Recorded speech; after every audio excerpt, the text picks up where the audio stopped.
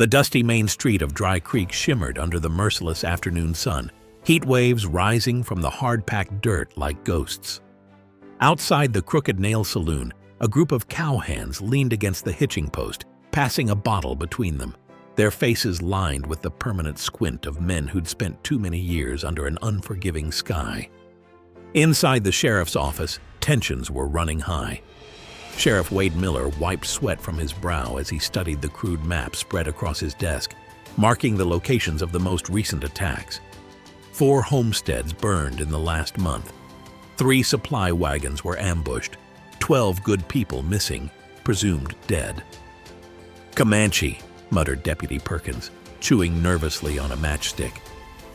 "They're getting bolder with each raid." The door swung open, sending a shaft of blinding sunlight across the worn floorboards. A silhouette stood framed in the doorway, lean and still as a predator. As the man stepped inside, the room seemed to hold its breath. He wasn't tall, maybe 5'9", but moved with the fluid economy of someone who wasted nothing. Not motion, not words, not energy. His skin was the color of burnished copper. High cheekbones and straight black hair pulled back with a simple leather cord. A worn cavalry scout jacket hung from broad shoulders, trail dust coating his buckskins. At his hip rested a bone-handled knife and an army Colt. "Sheriff Miller," the man said, his voice quiet but carrying an unmistakable strength. "My name is Elan Blackfeather. I hear you're having trouble with raiders." The sheriff studied him, eyes narrowing. "And how'd you hear that exactly?" "Word travels, I'm a scout, one of the best." There was no boast in his tone, just simple fact. "I trained under Kit Carson for 3 years. I can help you find who's been hitting your settlements." A burst of laughter from the doorway cut through the room. Clemby Tuff, the largest rancher in the county, stood with 2 of his hands, all 3 men wearing sneers. "Well, ain't this rich?" Tuff drawled, spitting a stream of tobacco onto the floor. "Sheriff's so desperate he's hiring savages now." Ellen didn't flinch, didn't turn. "Half-breed by the looks of him," one of the cowhands added, his voice thick with mockery. "Probably can't tell a Comanche track from a cow pie." The second cowhand snickered. "What's he gonna do? Talk to the birds? Maybe do a rain dance to scare off the raiders?" Sheriff Miller cleared his throat, uncomfortable but unwilling to confront Tuff directly. Too much power, too much money. "Mr. Blackfeather claims he trained with Kit Carson." This brought a fresh round of laughter. "And I'm President Grant," Tuff snorted.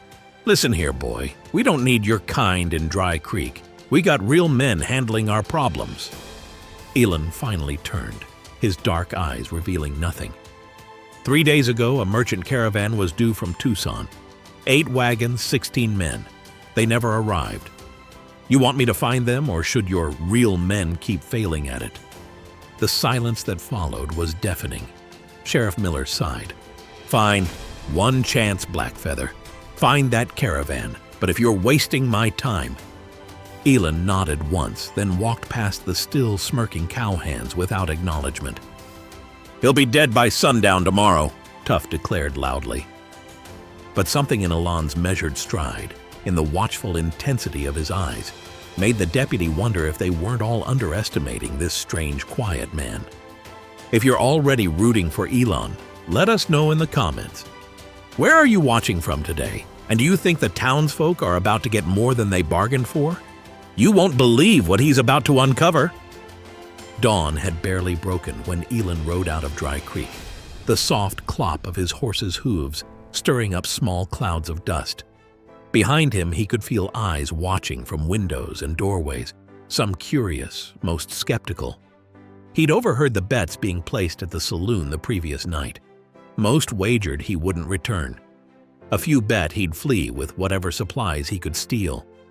Only the aging blacksmith, a quiet Mexican man named Ortega, had declined to bet at all. The trail southwest toward Tucson was well worn, but Elan ignored it, instead guiding his paint mare up a narrow deer path that wound into the scrubby foothills. From higher ground, he'd see what others missed. The caravan wouldn't have stayed perfectly on the trail. Wagons rarely did, especially when trouble came. As he rode, his mind drifted back to years earlier, riding alongside the legendary Kit Carson through Apache territory. "The land speaks, Elan," the old scout had told him. "Most men are too busy talking to listen. Every broken twig, every disturbed stone, every bird that flies up suddenly they're all trying to tell you something." 3 hours into his search, Elan dismounted, crouching to examine a patch of ground that looked undisturbed to the untrained eye. His fingers traced a faint depression in the soil, barely visible, a wagon wheel that had veered off the main trail. He followed it, reading the land like others read books. Displaced pebbles, a tuft of horsehair caught on a mesquite branch, the subtle pattern of hoof prints showing horses moving too close together, not spread out as a caravan would normally travel, but bunched up, scared. By midday, he found the first real sign: a weathered hat trampled into the dirt, a bullet hole through its crown. Miles further, a splash of dried brown on a rock, blood, several days old. The trail led into a narrow canyon where most travelers wouldn't go, marked by 2 distinctive rock formations that local tribes avoided, a place called Weeping Stones.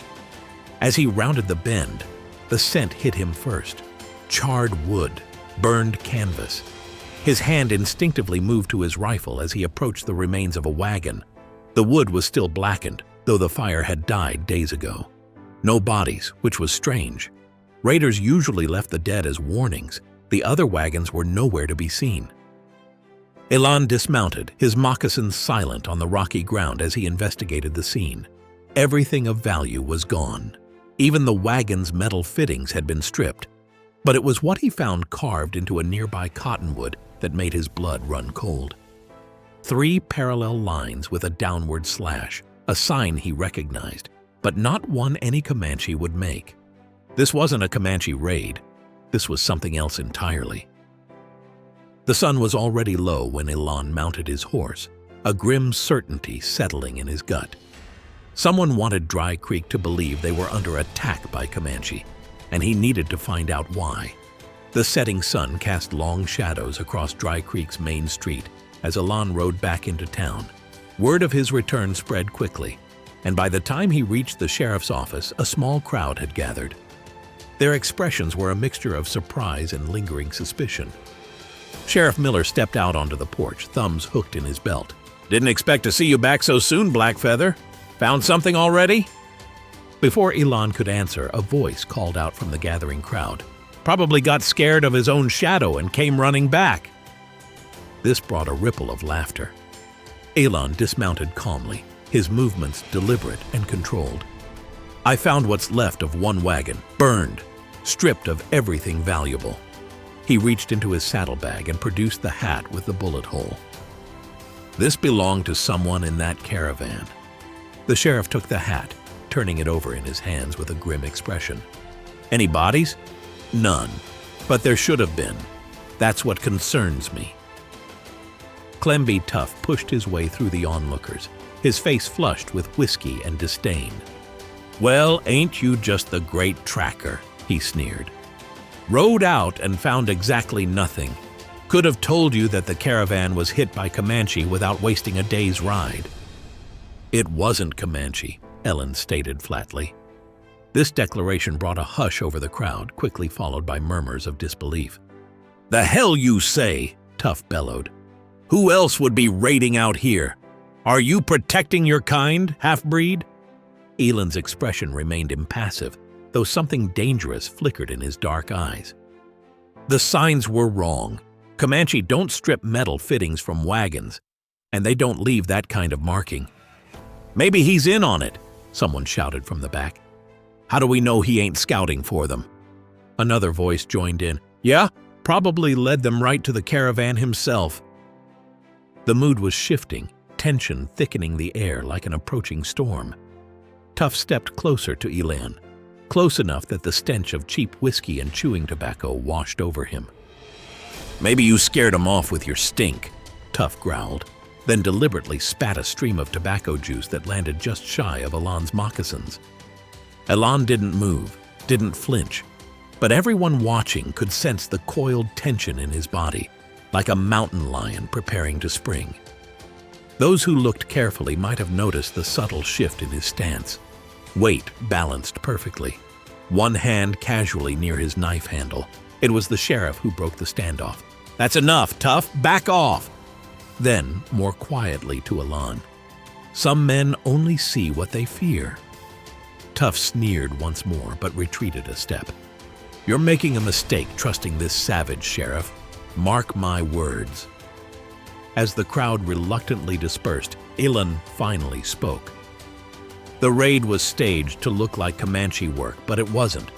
Whoever did this took prisoners, not scalps. They want something." The sheriff frowned. What would they want badly enough to frame the Comanche?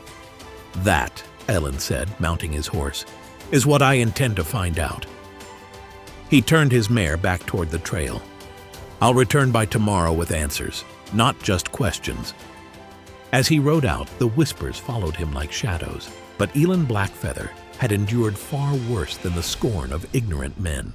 Under Kit Carson, he'd learned that prejudice was often the mask worn by fear, and those who feared most understood least. As dawn broke, Elan had already returned to the burned wagon site, examining the surrounding terrain with renewed purpose. After hours of meticulous tracking, he discovered fresh signs, a second trail, cleverly hidden, leading deeper into the canyon. The morning light revealed details he'd missed before: scuff marks where someone had swept the ground clean, horse tracks deliberately obscured. But they hadn't been thorough enough. No one ever was. He dismounted at a narrow passage where rock walls rose on either side. Perfect ambush territory. Crouching low, his practiced fingers brushed over a patch of disturbed earth. Boot prints, not moccasins. The impression was deep at the heel with a distinctive wear pattern on the outer edge, white man's boots, expensive ones. Carson's voice echoed in his memory. "The truth hides in plain sight for those patient enough to look." Elan moved like a ghost, scanning the ground and surrounding rocks for the story they told. Near a small stream, he found trampled vegetation where horses had been watered. Too many horses for a typical Comanche raiding party. The grass had been crushed in circular patterns. The horses had been kept there for hours, not minutes. This wasn't a quick raid. It was a calculated operation. Behind a cluster of boulders, something metallic caught his eye. A rusted Confederate belt buckle half buried in the dirt. Nearby lay a discarded whiskey flask, the kind cavalry officers carried. Elan picked it up, uncorking it to smell. Kentucky bourbon, expensive and rare in these parts. The pieces were falling into place. This wasn't Comanche. This was something far more calculated. Moving further along the hidden trail, he found where the wagons had been taken. Deep ruts in softer ground. Multiple wagons, heavily loaded, had been driven through a narrow pass that few locals knew existed, led by someone familiar with the territory. A twig snapped behind him. Elan froze, then slowly moved his hand toward his knife. Another sound, the subtle clink of metal against metal. Someone was watching him. Rather than spin around, Elan casually bent down as if examining the ground, then suddenly rolled sideways just as a bullet kicked up dirt where he'd been standing. In one fluid motion, he drew his knife and flung it with deadly accuracy. A surprised yelp followed, then a crash of underbrush as someone fell. Elan was on the man in seconds, pinning him with a knee to the chest. The would-be assassin was young, barely 20, with a scraggly beard and wild, frightened eyes. Blood trickled from his shoulder where Elan's knife had grazed him. "Please don't kill me," the man whimpered. "I was just told to watch you." "By whom?" Elan pressed the blade against the man's throat. "Brody. Jed Brody sent me. Said to keep an eye on the half-breed scout." Elan's eyes narrowed.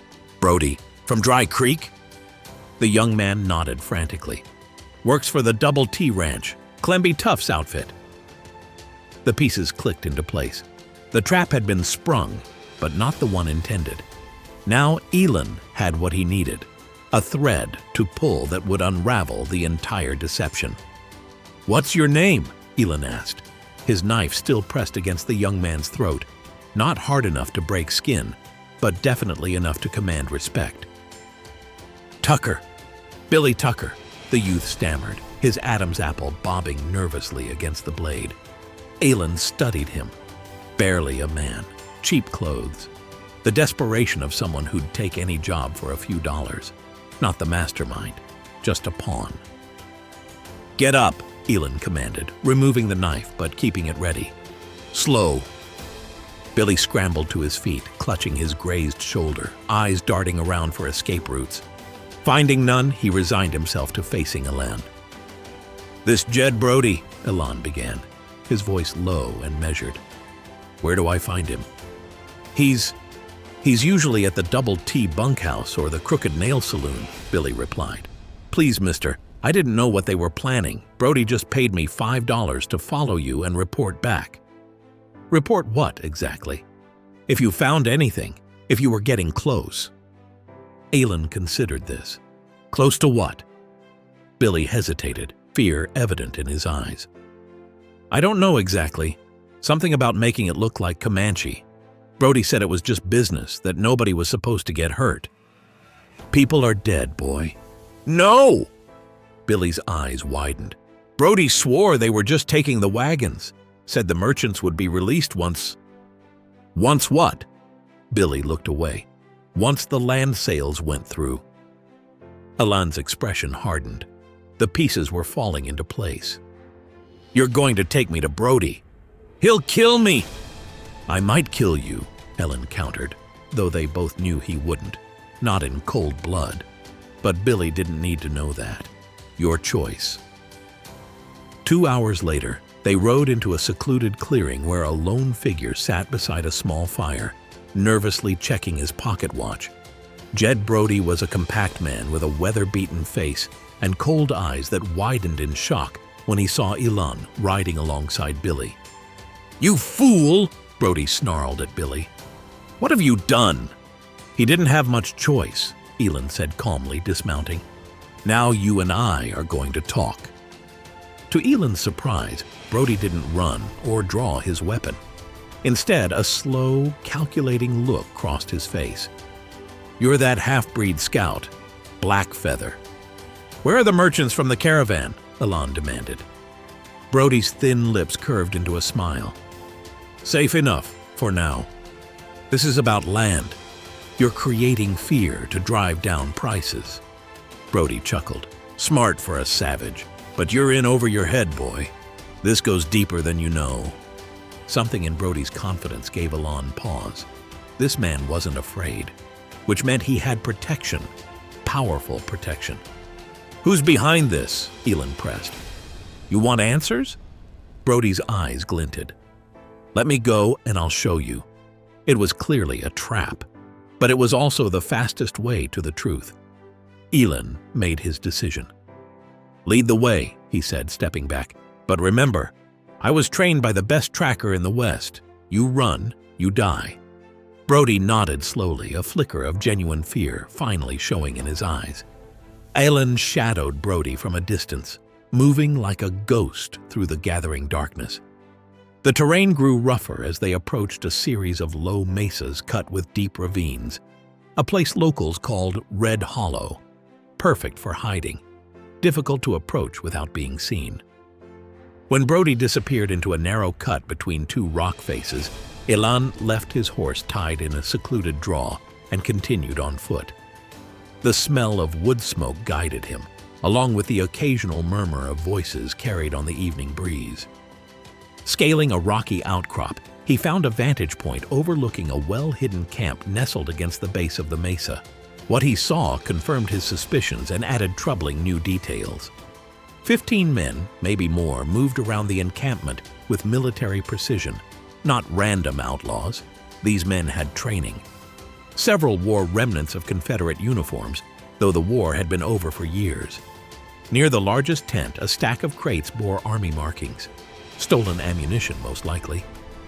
Elan's keen eyes picked out the missing wagons from the merchant caravan, their canvas covers removed, contents ransacked. But where were the merchants? As if in answer, his gaze fell on a makeshift pen constructed of rope and stakes. Inside sat 8 men, bound and guarded. The other 8 members of the caravan were nowhere to be seen. Dead? Escaped? There was no way to know. Brody approached a tall man with a captain's bearing who stood examining maps spread on a makeshift table. Though too distant to hear their full conversation, fragments reached Elan on the night air. Scout is more trouble than you said. Doesn't matter now. Miller family tomorrow night. Burn them out like the others. The tall man's response was clear and cold. Once the Millers sell, the whole valley opens up. The railroad will pay triple what we're investing. Railroad. Land speculation. The oldest story in the West, but with a murderous new twist. Another voice joined in, laughing. And everyone blames the Comanche. That half-breed scout will be run out of town when they find the war party circling Miller Place. Elan committed everything to memory. Faces, positions, weapons. He counted 4 sentries, noted the location of horses, and identified escape routes. Carson had taught him to observe everything. In battle, the old scout had said, the man who knows the ground wins. This was worse than he'd suspected. Not just theft and intimidation, but a coordinated campaign to terrorize settlers into selling their land cheap. And tomorrow night, the Miller family, including Sheriff Miller's brother and his children, would be the next victims if Elan did nothing. A plan began forming in his mind. He couldn't take on 15 armed men alone, but he didn't need to. He just needed to get back to town, gather what allies he could, and set a trap of his own. As he started to retreat, a loose stone shifted under his boot, tumbling down the slope with a clatter that seemed deafening in the quiet night. Below, heads turned, hands reached for weapons. Elan froze, melting into the shadows as voices called out in alarm. He would have only one chance to escape undetected, and if he failed, the Miller family would have no warning of what was coming. Elan slipped away from the encampment under cover of darkness, moving with the silent precision that had kept him alive through years of scouting for the army.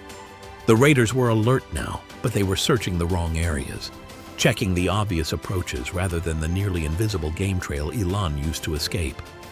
By dawn, he was riding hard for Dry Creek, his mind racing faster than his horse's hooves. The situation was far worse than a simple raid. These were organized ex-soldiers with a plan to terrorize the entire region for profit. When he reached town, the sheriff was initially skeptical of his story. 15 armed men, former Confederates? That's a serious accusation, Blackfeather. I saw them with my own eyes, Elan replied. They have the merchants captive. They're planning to attack the Miller homestead tonight. Make it look like Comanche again. Your brother's family, Sheriff. That changed everything. Sheriff Miller's face hardened. How do we stop them? Not with a direct attack. They have better weapons and positions. We need to be smarter. In the back room of the sheriff's office, Elan outlined his plan to a small group. Sheriff Miller, Deputy Perkins, Ortega the blacksmith, a grizzled rancher named Hicks who'd served in the Mexican War, and Miguel Vasquez, a vaquero whose sister had married one of the missing merchants. Carson taught me that superior numbers don't matter if you control the battlefield, Elan explained, sketching a rough map of the terrain. We'll use their confidence against them. For hours they prepared. Ortega forged simple but effective traps from scrap metal. Vasquez rode to neighboring ranches to position men as lookouts. Hicks gathered what weapons they could muster. They'll expect resistance at the Miller place, Elan continued. They won't expect us to ambush them en route. Deputy Perkins, still uneasy around Elan, voiced the concern they all felt. 6 men against 15? Those ain't good odds. We won't fight them directly, Elan replied. We'll use what they fear against them. Which is what? The sheriff asked. Elan's lips curled into a rare smile. Comanche. By midday, rumors spread through town that the Injun scout was raising a war party. Most assumed he'd betrayed them, confirming their prejudices. Only a handful knew the truth, that Elan was preparing to save them all. As the sun began its descent, the small group gathered at the edge of town. Each man had been given specific instructions. Sheriff Miller looked at the motley crew: a Mexican blacksmith, a vaquero, an aging rancher, his nervous deputy, and a half-Kiowa scout that most of the town had ridiculed. "Think this will work?" he asked Elan quietly. Elan checked his rifle one last time. "Your brother's family is counting on it." With that, they mounted up and rode out, 6 men against 15, their only advantages being surprise and the tactical mind of a scout who had learned from the legendary Kit Carson that battles are won through wit as much as through force. As they disappeared into the gathering dusk, Elan's final words hung in the air. "Remember, make them believe the land itself has turned against them." Dusk settled over the landscape, painting the mesas in deep purple and orange hues. The raiders rode confidently, 15 men strong, weapons loaded, spirits high. They had done this before: ride in fast, create chaos, fire a few shots, then torch the homestead. By morning, another family would be ready to sell their land for whatever price was offered, too terrified to stay. What they didn't know was that Elan and his small band had been working for hours, transforming the narrow canyon approach to the Miller homestead into a carefully crafted trap. "Remember," Elan had instructed earlier, "we don't need to kill them all. We just need to break their will to fight." The raiders entered the canyon in a loose column, 2 by 2. Their leader, the tall ex-Confederate captain named Hollister, rode at the front, a Spencer repeating rifle across his saddle. Jed Brody rode just behind him, nervously scanning the darkening cliffs. The first part of the trap was triggered when the lead riders passed a nearly invisible tripwire stretched across the trail. A cascade of rocks tumbled down, not large enough to crush, but sufficient to startle the horses and block the easy retreat. "What the hell?" Hollister shouted, drawing his pistol.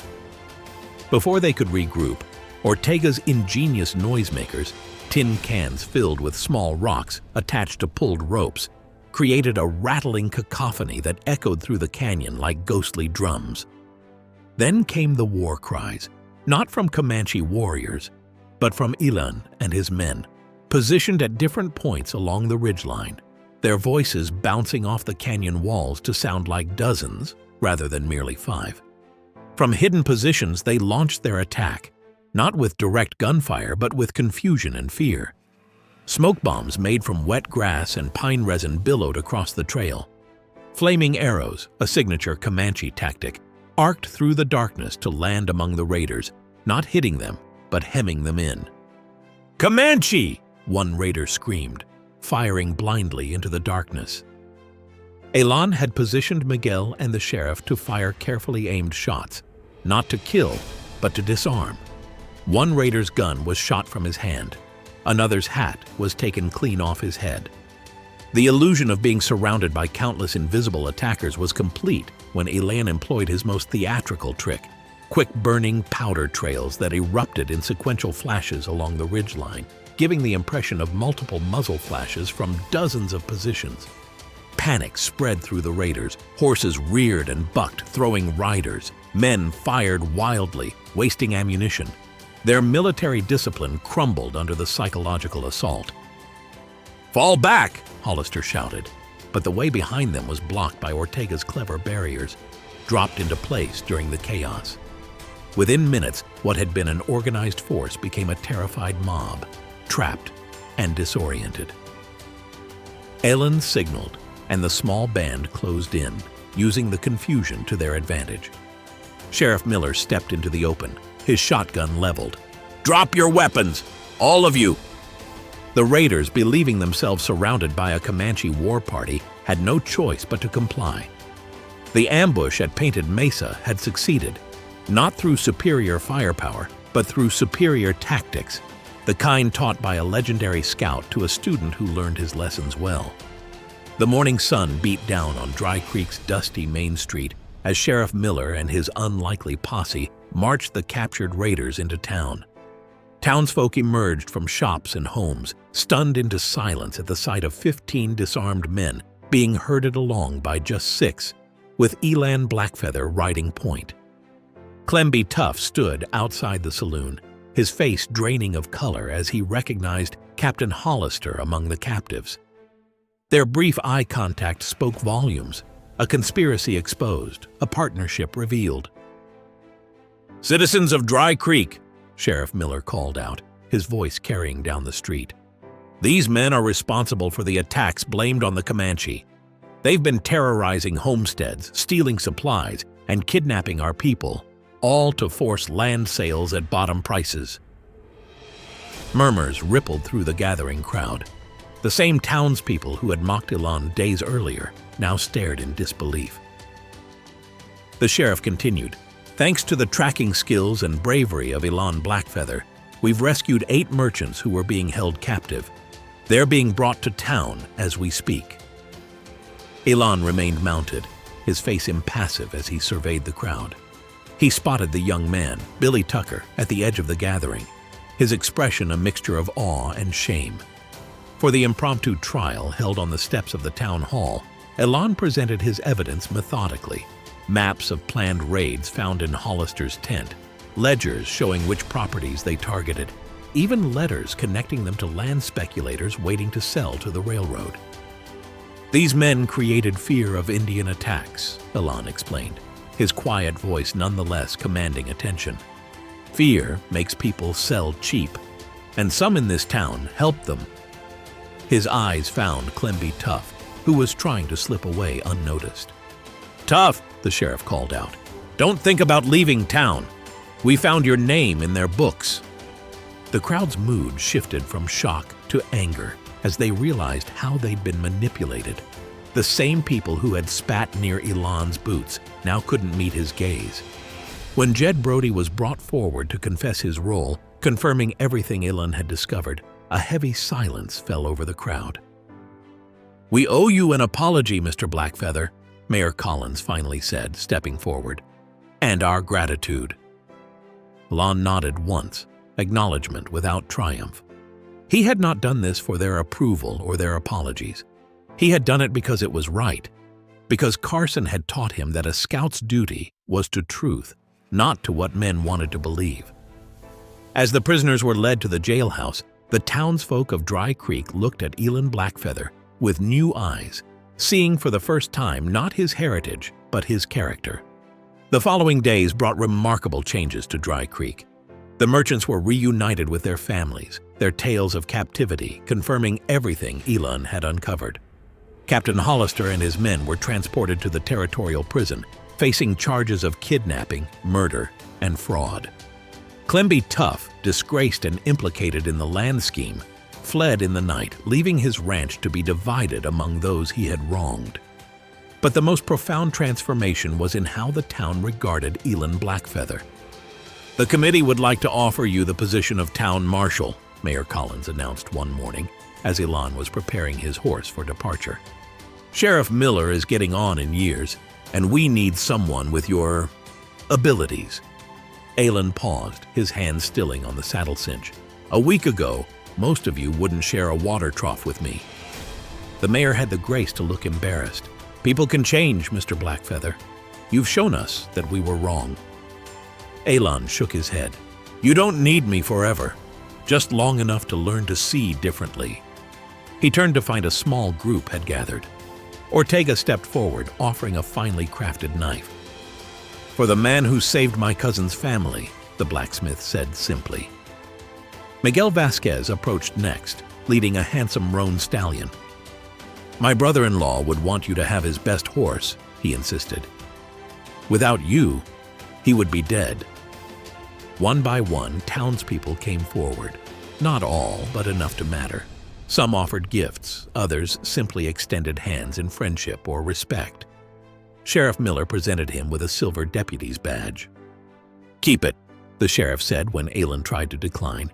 "You've earned it more than most who wear one." Most surprising was a young boy, no more than 10, who pushed through the adults to stand before Elan. In his small hands was a carved wooden feather, painted with childish but earnest care. "My pa says feathers are important to your people," the boy said, offering the carving. for remembering. For the first time since arriving in Dry Creek, Elan smiled, a genuine expression that transformed his stoic features. He crouched to the boy's level, accepting the gift with the solemnity it deserved. "What's your name?" he asked. "Thomas, sir. Thomas Miller." The sheriff's nephew, one of the children whose family had been targeted for the next raid. Elan tucked the wooden feather carefully into his jacket. "I'll remember, Thomas." As he stood, his gaze swept across the gathered faces, no longer hostile, no longer mocking, but thoughtful and perhaps a little wiser than before. "Your town is safe now," Elan said simply. "The rest is up to you." The dawn sky blazed in brilliant shades of gold and crimson as Elan Blackfeather mounted his horse and turned toward the open country. Behind him, Dry Creek was stirring to life. Shopkeepers opening their doors, ranch hands beginning their day's work, the smell of breakfast fires drifting on the morning breeze. Sheriff Miller stood on the steps of his office, raising a hand in farewell. A few others paused in their morning routines to watch the solitary rider depart, his silhouette sharp and dignified against the rising sun. As Elan rode, Kit Carson's voice seemed to whisper in the wind. The best scouts never stay long in one place. Their purpose is to lead others through darkness, not to settle in the light. He understood now what his mentor had meant. His work in Dry Creek was complete, not just in capturing the raiders, but in changing how people saw. Not all of them, perhaps not even most, but enough to matter. Seeds planted that might grow into something better. Thomas Miller's wooden feather rested against his chest, a reminder that sometimes the most important lessons come from unexpected teachers. The boy had seen him clearly from the beginning, untainted by the prejudices of adults. The town receded behind him as he rode toward the mountains. There would be other places that needed him, other injustices to face. The West was changing rapidly, but old hatreds died slowly, and truth always needed champions. Elan paused atop a rise, looking back one last time at Dry Creek. The town seemed different somehow, smaller yet more significant. They would tell his story now, and perhaps the telling would change them further still. He thought of the men who had laughed at him, who had spat at his heritage and mocked his skills. He harbored no bitterness. As Carson had taught him, a good scout doesn't seek glory or revenge. He seeks only the path forward. With that thought, Elan Blackfeather turned his horse eastward and rode on, following the sun's path into whatever lay ahead. A lone figure against the vast landscape, his legend already beginning to take shape in the town that once ridiculed him. If you thought this story was incredible, wait until you hear what happens in our next video. Make sure you're subscribed and hit that notification bell so you don't miss it.